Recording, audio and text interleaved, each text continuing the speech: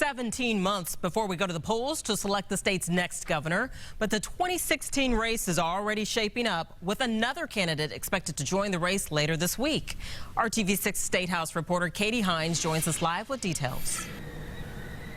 State School Superintendent Glenda Ritz is scheduled to make a series of campaign announcements later this week on Thursday and Friday. She'll be doing those in a half dozen cities across the state. And if she joins the governor's race, as expected, she'll join a growing field of candidates who are eyeing the state's top elected office.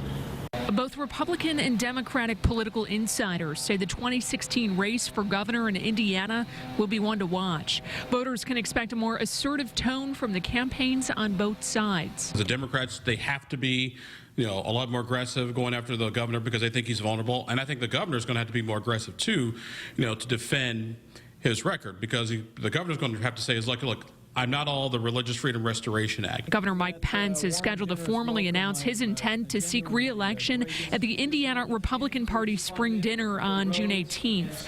Former House Speaker John Gregg and State Senator Karen Tallian are both running for the office on the Democratic side. Superintendent of Public Instruction Glenda Ritz is scheduled to make campaign announcements in cities across the state later this week. If Superintendent Ritz does get in, education would obviously be an issue.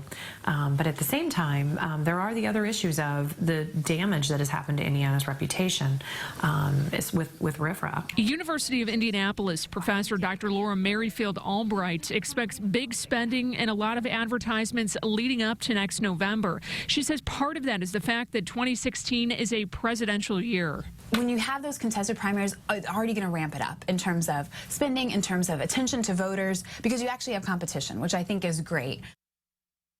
And one development we're just learning this evening, we had told you at 5 o'clock about Glenda Ritz's announcements coming up later this week. We had reached out to a phone number for a campaign staffer that we were told that voicemail, when it went to voicemail, it said, "Hi, you have reached Glenda Ritz for governor." We're told that voicemail message has been changed here in the last hour. Now, Governor Pence could face a primary challenger from Northeast Indiana. An April Howey Politics Indiana poll showed his approval rating at 45% back a couple of months ago. But keep in mind, a lot could happen in the next 17 months, a lot evolving at this time. Our insiders say, too, that voters will take a look at what happens during the 2016 legislative session. Katie Hines, RTV 6.